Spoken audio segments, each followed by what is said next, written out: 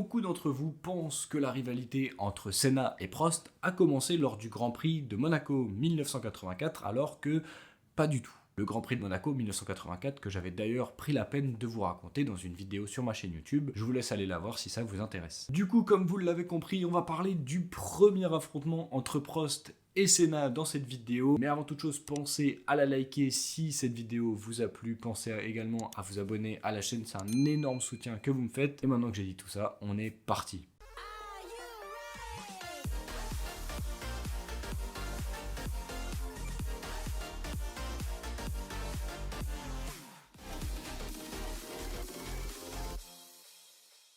On est le 12 mai 1984, soit 3 semaines avant le Grand Prix de Monaco. Alain Prost est à l'aéroport en Allemagne, à Francfort, et il attend bien sagement pour prendre son avion. Où est-ce qu'il se rend? Eh bien, à une course de gala sur le circuit du Nürburgring, tout fraîchement créé, en tout cas la boucle sud de la Nordschleife. Et en plus, eh bien, cette course de gala est pour Mercedes l'occasion de présenter sa 190 avec des pilotes d'exception qui vont s'affronter à son volant. Alain Prost va se retrouver dans le même avion qu'un petit Brésilien tout fraîchement arrivé en Formule 1 puisqu'il a que 3 courses dans les mains et qui a été un peu appelé à la dernière minute en remplacement de Nelson Piquet et également de Emerson Fittipaldi qui ont refusé l'invitation. Ce Brésilien, vous vous en doutez, c'est tout simplement Ayrton Senna. Senna était à l'époque vraiment méconnu, il venait juste de faire son entrée dans la catégorie et donc pour lui, c'est vraiment un plaisir de prendre l'avion avec Alain Prost qui est un champion reconnu même s'il n'a pas encore décroché de titre de champion du monde. Senna voit un peu en lui une idole qu'il faut vraiment atteindre en termes de perfection. Et donc voilà, ils vont prendre l'avion tous les deux, discuter, poser des questions, rigoler, vraiment se détendre avant d'arriver sur le circuit du Nürburgring. Prost, voilà, se prend un peu d'affection pour Senna. Quand ils arrivent,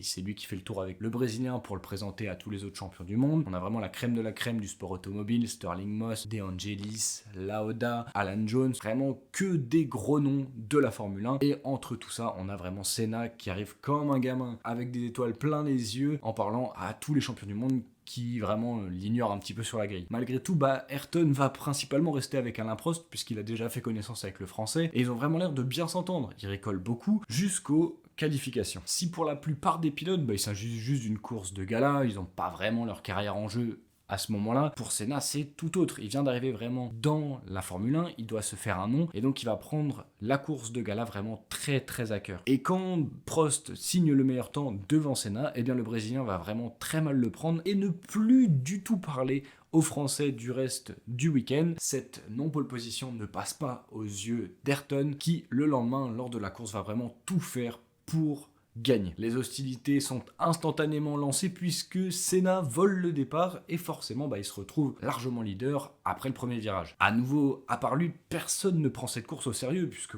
les autres ils sont vraiment là pour rigoler, quitte presque à casser des voitures gratuitement, ils se doublent à la limite de la touchette, ils coupent les différentes chicanes du circuit, vraiment c'est que du fun. Personne ne se soucie réellement de Senna, ils sont vraiment là juste pour le spectacle et pour le public. Personne, pas vraiment, puisque Lauda a pas vraiment goûté au fait que Ayrton Senna ait volé le départ et soit en tête grâce à une tricherie. L'Autrichien décide alors de donner une bonne leçon à Senna, malheureusement il est un peu englué dans le peloton et le temps de dépasser tout le monde, il va perdre beaucoup de temps et n'arrivera jamais à revenir sur Senna. Après 12 tours, le Brésilien Senna passe la ligne en tête et vraiment il est super heureux puisqu'il sait que sa Mercedes, la 190 floquée Senna, sera affichée au musée de Mercedes avec son nom dessus. Malheureusement, il y a beaucoup de monde qui vont pas partager cet instant de joie. Tout d'abord Lauda, puisque en grand compétiteur qu'il est, il accepte pas vraiment la victoire de Senna. On se rappelle qu'au départ, le Brésilien a triché pour être en tête au premier virage et ce qui lui a permis forcément de gagner. Donc il est pas très heureux, mais le pire, c'est pour le board de Mercedes. Ils invitent le gratin du sport automobile mondial. Ils se disent on va avoir un nom éclatant sur la voiture à afficher dans notre musée et on se retrouve avec un Senna que personne ne connaît. Ça le fait pas. Il s'avère qu'aujourd'hui l'histoire leur a donné tort et que c'est peut-être l'une des pièces du musée les plus appréciées par Mercedes. Voilà du coup ce qui est le réel premier affrontement entre Senna et Prost et ce qui lancera vraiment les hostilités entre le français et le brésilien, comme je disais 3 semaines avant le Grand Prix de Monaco 84 où Prost gagnera devant Senna qui réalisera ce jour-là une prouesse exceptionnelle sous la pluie. J'espère que cette vidéo t'aura plu. Si c'est le cas, comme je te le disais, pense à la liker, pense également à t'abonner, c'est un énorme soutien pour pour la chaîne. Dis-moi dans l'espace commentaire les petits points que j'aurais pu rajouter. Je suis peut-être passé au travers de certaines choses. Mes réseaux sociaux s'affichent à l'écran. N'hésite pas à venir faire un tour sur TikTok, Instagram et X. Mais si tu veux rester plus longtemps sur YouTube, eh bien à droite et à gauche, tu trouveras d'autres vidéos à voir ou à revoir. Et moi je te dis au revoir et à la prochaine.